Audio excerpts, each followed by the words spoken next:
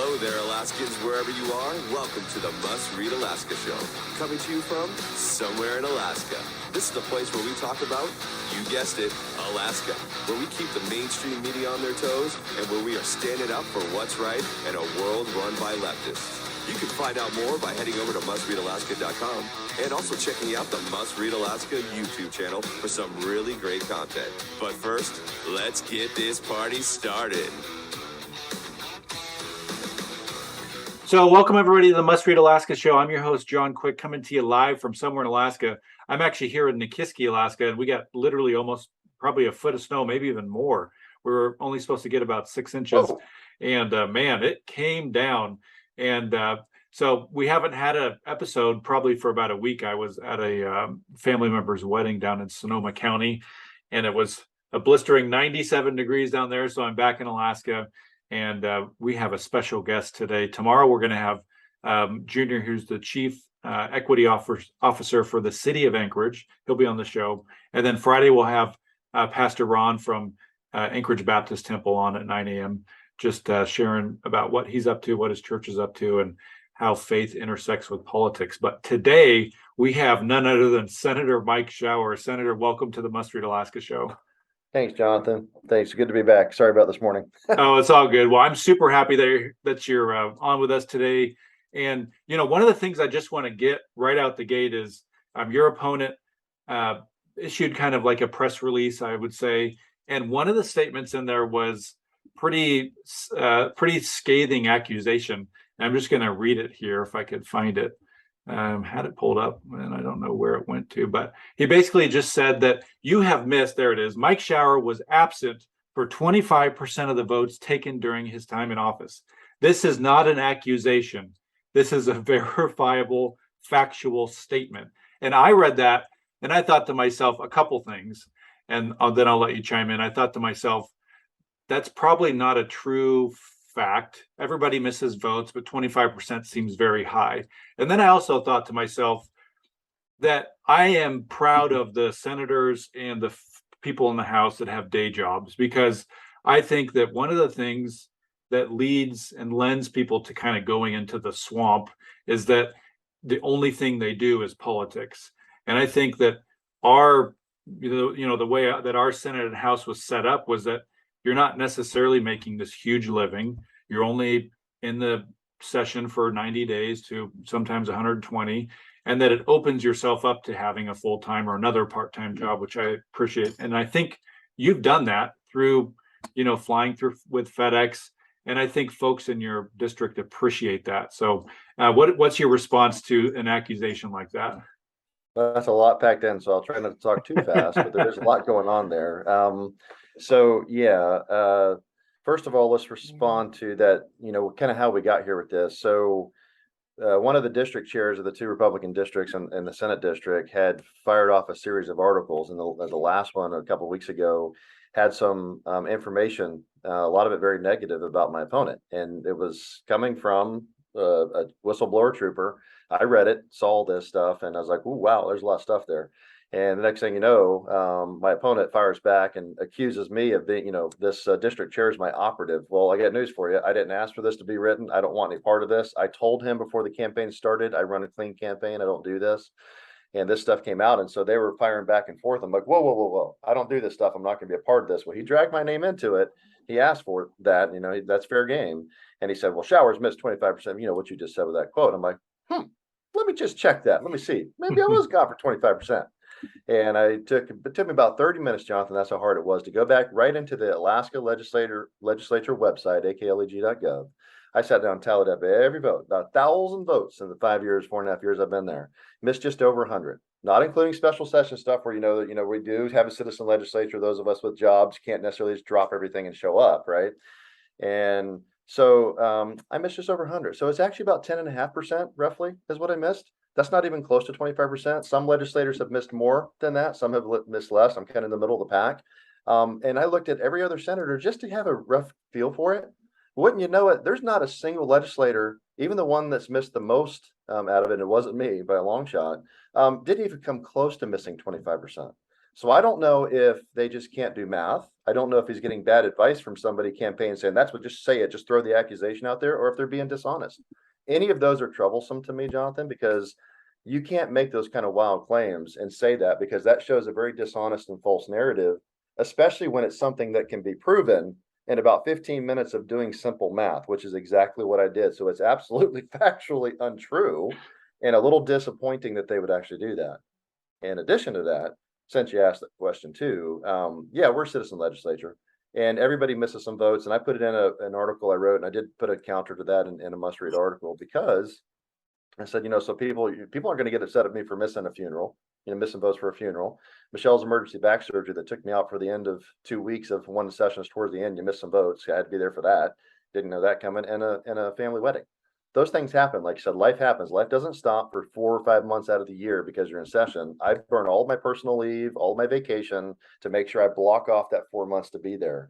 I have not missed very much, but I've missed some. Like I said, life happens. And some of those events are just things that happen. There's not much you can do about it. So I've missed almost nothing, ironically, of my other job because I plan to be there. I make sure I'm there for that. So I lose a lot for that as far as income and, seniority and other things, but I stepped up to serve, and that just comes with the territory. And the final point, we were kind of talking about it before we started, is I was looking at that, and I agree with you. We are a citizen legislature. I get concerned that we have mostly retired, wealthy, and people that have a spouse with a job good enough to let them go be a politician full time. As far as I can tell, out of the 13 Republicans in the Senate, 2 of us actually have a job. Senator Myers and myself. There might be another one, I'm not sure that there is, that has to work in the private sector, come home, pay the bills, be a part of that, and work to survive. And I go, that's important to have, because otherwise you end up with DC. Permanent politicians, professional, and look at the mess that gave us. These people are completely out of touch. My opponent talks about, well, I'm retired, so I can be a full-time politician. I'm like, that's not what we need, partner. We need people that are in touch with the working folks that have to go out and pay their bills and be in the economy. And I don't think that's a strength. I think that's a weakness. Yeah, I have no problem with it, but not that many. I kind of didn't realize there was so few of us that were actually working outside of being a politician. I think that's a problem.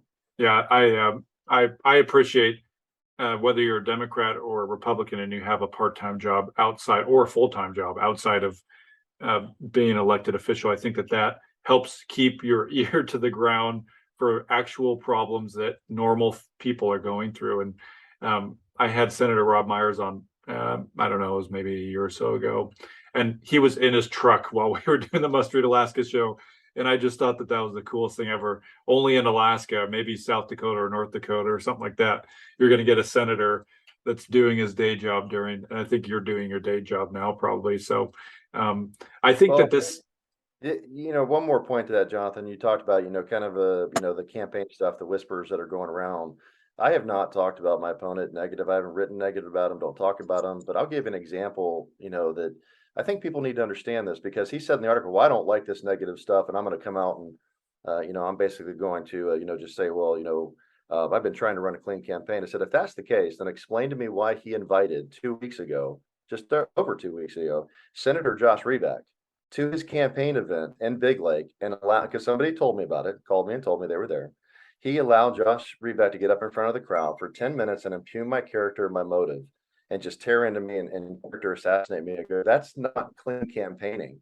And you did that before that article even came out. So, when you see things that happen like this, I'm getting hit by Randy Rudrick and some other stuff. I know you may talk about that, but this clean campaign thing, it's always frustrating and it's disappointing. I wish we weren't doing it at all. The article I wrote for Must Read as a retort to what was happening was that, let's stay focused on the issues. I'm not going to get drugged into this mudslinging. We need to be talking about all the important stuff, a comprehensive fiscal plan and energy policy, judicial reform, election reform, all the stuff we're going to talk about bill-wise. That's the stuff that matters, Jonathan. That's what the people care about, the PFD, not mudslinging and who did what and whatever. So that's not helpful. It's not moving us forward. So we need to we don't need to be doing that. So one of the things that I think, was very important to folks, my timeline is probably not correct here, but a number of years ago was the binding caucus in the Alaska State Senate. If you couldn't turn on your Facebook or Twitter without somebody saying something about the binding caucus and usually having it be a negative thing. The people, the everyday person in Alaska did not like the binding caucus. You had people running on platforms to get elected to say, we're going to take away the binding caucus. We're going to go after the binding caucus. Well, there was one man in particular that kind of took this on his mantle and made sure that it was going to be killed, and that was you. And so I think people, there's obviously other folks that helped and whatnot, but I think people, it's quick to forget about that. And even I have to remind myself sometimes that must have been a huge thing to undertake. So give us just a little snippet of why that was important to you and how you were able to be successful in kind of killing that binding caucus. So yeah, nobody was really talking about it when I got there, and I know it's been off, a little bit of an issue, but I've made it a seminal issue. I've kind of planted flags, said this is important for this state, and I don't think anybody else has done that. Because you remember in 2018, I was appointed. The very first thing I did, said, I'm not joining your caucus. You can't tell me how I'm going to vote. Because I started looking at it, research, and thinking, wait a minute. So I have to join your team, but to join your team, I have to agree to give you my vote on the budget. And I have to give you my vote on any procedural things that I have learned since they can be used as a political weapon to move or stop bills. They do it all the time. No, it's not how it works. I'm like, that's absolutely how it works. And that is what it does. And so I said, I'm not joining your binding caucus. And I started making this thing, and I had videos about it, and I talked about it over and over to get it to be I wanted it to be a household word in Alaska. I wanted people to know that this is not how we do ethical business. And quite frankly, when you look at the statutes, it says, you cannot, force a sitting legislator, elected official to vote for or against anything. And yet that's exactly what the binding caucus does, because it's the power of coercion. Coercion is a Class B felony in Alaska. If you told me to vote for something or against something and somehow enticed me, either gave me money, promised me something, and then threatened me if I didn't, guess what would happen, brother? I'm going to jail. That's right. Go to jail. But in Alaska, in the legislature, your Senate president, your House Speaker, and others that have power and have been there a while, they can twist arms like that all day long and go, Mike, if you don't vote for this, I'm taking away your chairmanships, which is worth something, money and power. I'm taking away your committees. I'm taking away your staff. I'm harming your staff by taking away their pay. All of those things happen on a regular basis. They happen to me real time. Kathy Giessel did it. She ruled with an iron fist. She punished her Republican colleagues because we didn't vote the way she wanted us to. And she used the power of coercion to try to twist it. And then she took away all of our chairmanships. Speaking of Josh Revak, he took both of my committee chairmanships and committees. And he says, well, I don't agree with what they did. Well, you must, Josh, because you took my committees when they slaughtered me and they stripped away all of my stuff so I couldn't represent my district. You took all my committee chairmanships, literally. Don't tell me you didn't agree with it.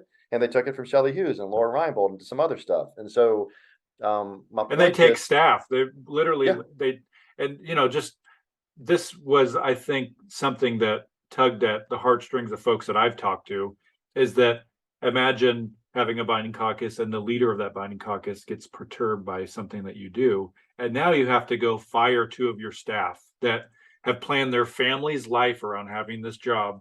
And because somebody got offended because some vote you did or didn't do, your staff now have to pack up. And I just think if that's not a crime, I don't know what is when it comes to coercion. Only because of their personality, and they don't like what you're doing, so they want to control you and tell you how it is. So the last big point of that binding caucus, because that's what it does, it tells people how you're going to vote, and you got to be on the team and do pretty much. And so what we've done, Jonathan, is we've handed the power of 60 legislators, the super branch, the most powerful branch, the people's representation, the most across the state, that big body that comes in, right? And everybody should have an equal voice and a say. And we consolidate that power into the hands of just a few on binding caucus. And those few in leadership run everything under a binding caucus. The House has still had one because the Democrats have controlled it. They've had a binding caucus. It's one of the reasons you haven't had a PFD. If you want to know why you got a full PFD for the first time in 7 years out of the Senate, now granted the House stripped that down a little bit with Democrats in control. Well, guess what? There was no binding caucus in the Senate, brother. And you know what happened when I put that amendment in? Everybody was allowed to vote the way they wanted to. And guess what happened? That actually made it through 10-9. If there was a binding caucus, there would have been no statutory PFD leaving, because they would have guaranteed it, and they would have threatened us with chairmanships and taken all of our stuff away had we voted that way. So the binding caucus is a terrible idea. I called, as you know, I went when this happened back in 2019 and actually January 2020, they stripped us of all of our stuff. Kathy Giessel, Bert Stedman, and I've heard, like Josh, or even my opponent go, well, he talks bad about Stedman. Stedman is part of the problem. He's the one that did it. Him and Kathy Giessel and John Coghill, they are the ones that force other people to go a certain way. Of course, I'm going to fight that. I don't work for the caucus. I don't work for leadership. I don't work for a party. I work for the people of my district. You're not going to tell me how to vote. And I love it. my opponents out there go, well, I'm gonna take a collaborative approach. Well, you know what that means? Binding caucus, and he's gonna sell your vote to leadership. I don't care what you say. If you do that, that's what you're doing. Last point. You know, Michelle and I went around for 4 months after that happened because they gave me nothing but time when they took away all my committees to sit there and actually research this. And I found out and called legislative about 150. Every other state in the union found out not one other state, zero, used this binding caucus. And most of them said, Mike, what are you doing in Alaska? Are you a banana republic? That's unconstitutional. That's unfair, not democratic. That's a terrible idea. It's against our oath in Missouri or Mississippi. It's against their oath. It actually says it. You cannot promise to vote for or against anything. They'd be violating their oath. Dude, it's not a good idea and it needs to go away. And we have been successful to this point. One of my campaign promises was trying to fight that thing and get rid of it. I have a bill that made it illegal. My opponent also claims, oh, we can't move any bills like Randy Rujic says. That baloney. I got the binding caucus all the way to the rules chair, ready to go to the floor for a vote. And you know what? Gary Stevens doesn't like that because it's going to put it on record. He killed it, wouldn't let it go through. I got it through the whole body, right? Just like I got a few other things through, and but I can't get it past the old guard. You know, in the Senate, they won't let those things go through, like election integrity. I got it all the way through, brother. You say, oh, he can't move it. I got it all the way through the Senate. You know, where it stopped, I got one hearing in finance. They didn't like it. Bert Stedman and Clickman said, we're not moving that bill. Important to Republicans and conservatives, but they're not moving the bill. That's the reason to stop. They killed it. These are people in our own party of issues that are important to people in the party, and they killed the bill. Don't tell me I can't move bills. I can get them all the way through, but you get one or two people in a position of power and they kill it. And that's what they did. And of course, the other side is that, you know, yeah, like we're going to get election integrity that's conservative through the House controlled by Democrats. Give me a break. So what are you going to do, man? That's the way the system is set up. So, you know, I don't take on easy issues, Jonathan. That's part of the problem, Randy. Yeah, you're not taking on naming a bridge here. This is a little different. He's like, well, you know, we need people, you know, move bills because that's an effective legislator. Well, then Gary Stevens, the most effective legislator we had, he moved like 10 bills. But they were all like extending a board date. They were like naming a bridge and whatever. And those things need to be done. I'm not saying it's a negative thing about them, but if that's your measure, your metric, well, that doesn't mean anything. What are they important bills? I'm not taking on. I could name bridges too and have stuff, you know, that was done in my name. I'm taking on election integrity. I'm taking on judicial selection. I'm taking on a comprehensive fiscal plan, the PFD, energy policy. Those are hard things to do. I'm not taking the easy stuff because I don't want to waste my time or the people's time. I want the big stuff done that matters to the state. Good luck seeing nobody else try to get election integrity through. You know why? One, they were going to be called a white supremacist and a racist by the ADN editorial board. Yeah, they did that to you, didn't they? Right. The second thing is it's hard to do. So I'm doing the hard. This is like JFK. I've used that quote before. I said, we choose to go to the moon, not because it is easy, but because it is hard. Senator Shower chooses the hard things, not because they are easy, but because they are hard and need to be done. And then I get people like my opponent, Randy Ruger, going, Mike Shower hasn't moved any bills. Yeah, good luck moving them. If you want to go do the easy stuff, fine, but that's not why I'm there. I'm there to solve problems. It makes it hard. So I appreciate that perspective. It seems like your opponent is running a mostly negative campaign. Do you have any thoughts on, you know, addressing any other the allegations or accusations or things that you're proud of that refute some of the things that he's talked about? What are your thoughts? Well, there's a couple points. I mean, we addressed the 25%, which is either, like I said, it's I think we addressed that, didn't we? Yeah. Talking about? So, you know, either they're really bad at math or, you know, it's a false narrative just trying to hurt somebody. And it is a smear campaign because it's a very easily disprovable false, you know, piece of information. You know, there's some other people like a current board member on the Matsu Assembly that's been spreading, you know, falsehoods all summer, you know, buddies with I call it the Wasilla Mafia. You know, that's what I'm dealing with the old power elites, you know, in Wasilla, and they're all kind of tied together. A former mayor was doing the same thing, talking about, they said, oh, and I know this because we're getting asked this. People come, well, Mike, so-and-so, you know, this mayor just said, you know, that you never go to Valdez. You hate him. I go there like 3 times a year. I've been going there for like 25 years, 3 or 4, before I was in politics. What? And and you're like, holy mackerel. And this boat thing, you know, you flipped off Massey and his family. What? No, we didn't. And then you find out it was actually his friend, you know, so you're seeing these things being spread. It's been happening, you know, when they say, oh, well, I've been trying to keep it clean all summer. This stuff has been going on all summer. I've said nothing. I've just let it go. Yeah. You know, oh, it invites Josh Reback up, a sitting senator, a colleague, a Republican colleague, and then lets him impugn my character for 10 minutes at his campaign event in Big Lake and says, oh, well, you know, we're keeping it clean. No, you're not. This has been going on the whole time. What's going on with that district chair? That district chair, I said before, took me to task 5 years ago because wasn't happy that I was running for the Senate. Don't tell me that's my operative. It's not. So I'm here, it's just kind of like the thing where you accuse somebody else of what you do and try to get it to stick to them. So I get what it is. It's that kind of politics. It's late in the game. Perhaps sometimes this is a pang of desperation. If you think the other person's starting to win, you tend to go negative. That's almost always what happens in campaigns. And I just don't want any part of it, Jonathan. There's lots of stuff going on. I've been focused on the issues, and that's my point. I want to stay focused on the issues and all these things we talked about that matter. You know, that comprehensive fiscal policy, we desperately need it as a state. Businesses, we're never going to be open for business if we don't have a stable tax environment and we don't get our fiscal house in order. Nobody's going to want to invest. There's so many things we need to be working on, and that's why I put that article out in Must Read. Let's So look at what's the what we top talked about 2 or yesterday. 3 things you want to work on the day after you're reelected? Well, one of the things I'll tell you, I think that's become top of the list because there are a lot of things up there, but it's kind of percoled its way to the top, and that would be the repeal of ranked choice voting. I think everybody in the state, just about, unless it benefits them, wants that thing gone. I already have that bill pre-filed and ready to go. I know George Rauscher and a few other House members have some bills filed too. So I think there's going to be a slew of bills to strip ranked choice voting out and get rid of that just as soon as we can. And if there's enough, people doing it, that'd be great. And my opponent doesn't, and this is an important point, and this is not to, negative. I want to talk about issues. That's my whole point with my 2 of us in the race this entire season, this entire summer, has been listed to talk about the issues. Where do we stand? Well, my opponent has a very vague website and doesn't talk about all these issues. Like, I've been a lifelong Alaskan. That's your qualification. I was in law enforcement, as a game warden trooper for 4 years, whatever. That doesn't tell me anything. I want to know what your position are on the issues.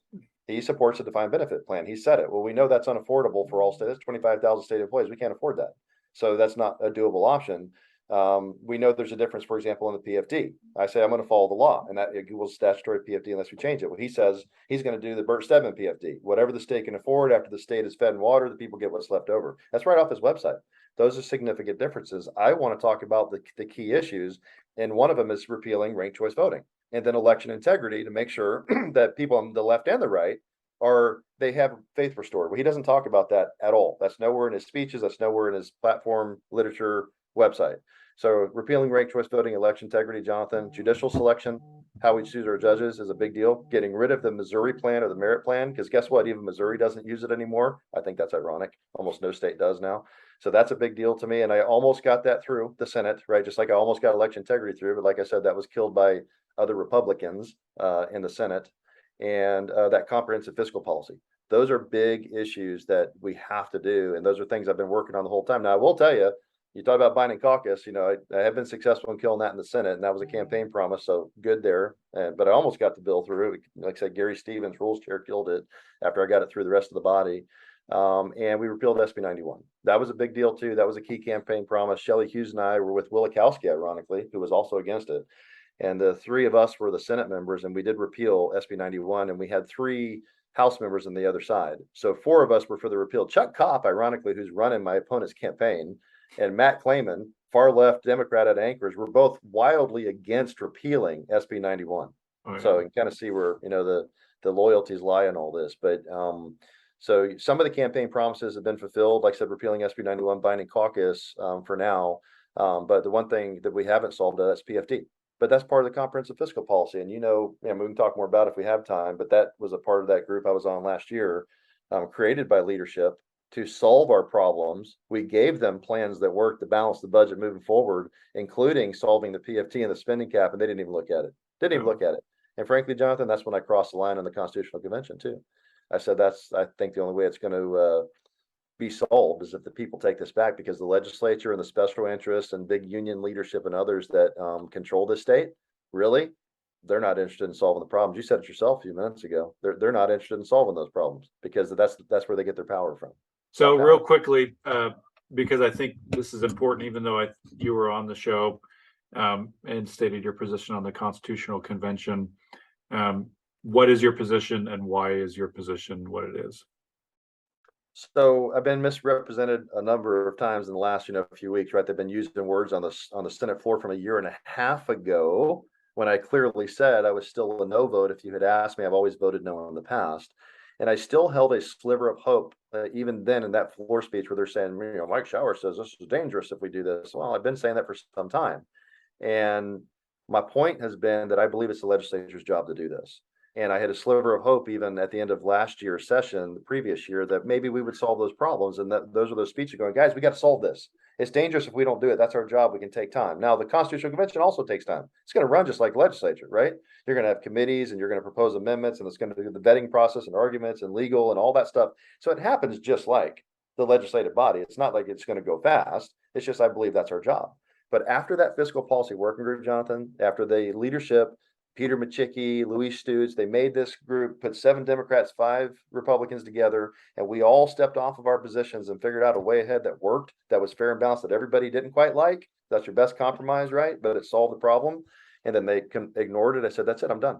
I said, there's no way we're ever going to solve this. We got one shot right now. And that's with the Constitutional Convention, where the people themselves will actually take the power back.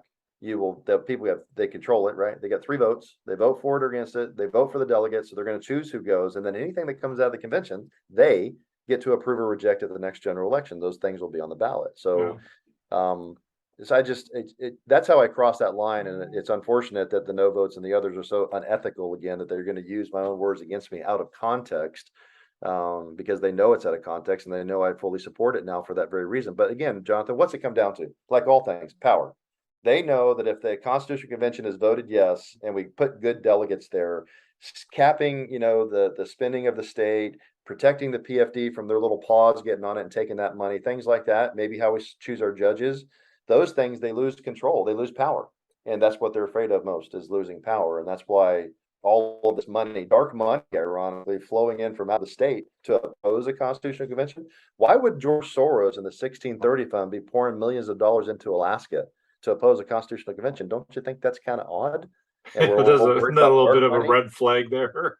There's that money coming from. It's all coming from somewhere else. It's coming from out of the state, over 90% of it, to oppose this. And you got to look at who's doing a big union leadership, not anti-union, I'm in a union, but big union leadership, as political as anybody. Special interests, big lobbyists. There's a lot of folks that got their fingers in the government pie, and they get their money and their power from that, and they're not going to let that go easily. And they know doggone good and well, if we vote for Constitutional Convention, Jonathan, guess what? Some of those things might very well go away. That is power, the levers of power they've had for a long time. And so they're scaring people. Oh, it's dangerous. Don't do it. It's expensive. It's all these bad things. First of all, $17 million is the highest estimate. And I guarantee it's going to be probably a lot less than that. That's less than 1/2 of one day's operating expense of this state. And the people that write, and think about that number, less than 1/2 of one day's operating expense, it would be the entire Constitutional Convention. And the people that write billions of dollars of checks for the state don't bat an eye, but now they're worried about $17 million. That's laughable. And then this has happened hundreds of times across the nation. There have been hundreds of constitutional conventions. The second oldest constitutional entity on the planet, little state in the Northeast, has had over 200 constitutional conventions. They're getting along just fine. It's not dangerous. It's a healthy part of the process. It returns power to the people, scares the heck out of the deep swamp that would lose power. That's what it's about. Don't be afraid of it, folks. It happens. It's a normal, healthy part of the process. And our founders who created the Constitution put it in there for a reason. Put it there for a reason. If it's such a good Constitution as they claim, well, those people also put that in there. And it's a part of that Constitution because they knew there might come a time when the people had to take some of that power back and do it themselves. It's about power, my friend. Well, I appreciate it. How can somebody get involved in your campaign if they want to help knock on doors, make phone calls, cut a check for $25? Tell us your websites and where you're at. Well, if you go to MikeShower.com, that's had to buy my name, right? Like we all do these days and be savvy online, MikeShower.com. And on there, it's got donate and endorse and information if you still wonder who I am or what I support. My website is not vague. It's not generalities. It's very specific on what I support. And I have a record for everybody to see, including like so when I had to look up the claim, well, he's missed 25% of the votes. No, I haven't. But you got to be able to prove it because once you say something, that kind of sticks. So go to MikeShower.com. You can still go to my Senate page, my state Senate page. You can go on there if you want to look at the record, how I voted, those kinds of things. I'm on Facebook, Mike Shower for Senate. You can reach out there and it's got, a phone number on it, an email, and you can certainly do all those things. And we're getting inputs from people. But I got to tell you, man, when Jonathan, the Senate president and the elites and the Republican Party leadership gave $1,000 to my opponent and $1,000 to me, but they didn't. That was out of the Senate Majority Fund, which was for incumbent Republicans in the Senate, and they gave money to my opponent, and they did not do that for any other senator in the state. our fundraising dramatically increased. People were very upset. I even got $1,000 from the Kenai Women's Republican Club, the Senate president's own backyard. They gave me money to offset it, and thousands of dollars from the ladies, and up in the Matsu Valley as well. And remember, man, I'm the only guy that is talking about Randy Rudrick and stuff's happening. I'm the only one that's endorsed. I'm endorsed by both Republican districts, both Republican Party districts, and the state central committee. My opponent is not. And yet we got Randy Rudrick coming in and throwing articles and heat around, part of the original CBC.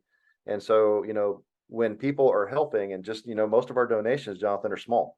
I don't have big PACs. I don't have any PACs, no union backing, as opposed to my opponent. Mine is all from regular Alaskans, mostly $20 to $100. And we have hundreds of them, hundreds. And so those people helping, Jonathan, has been huge because it shows grassroots support, and our fundraising is significantly higher than our opponent was. And that's since the primary. So it's been fantastic. The people have stepped up with donations to help us reach the people. We have stepped up our ground game because we spent a lot of time in Big Lake and KGB, because that's where they didn't know us when we were redistricted into that backyard. And we're mailing out flyers to the whole district, radio ads, we're saturating everything now. And that's because because they donated and helped us to be able to do that. So walking neighborhoods with us, holding up signs, you can reach out and do that. That was a long answer to a short question, but we're in that final 2 weeks. So it's like, man, all this stuff, right? It's this whole full afterburner sprint to the finish line, saturate, get it all out there for everybody, highlight the differences between me and my opponent, kind of stuff so people understand that, and stay positive. I'm not going to go negative on these things. You asked, and so I gave you examples of what happened, but I'm going to stay positive, man, because it's about all this stuff.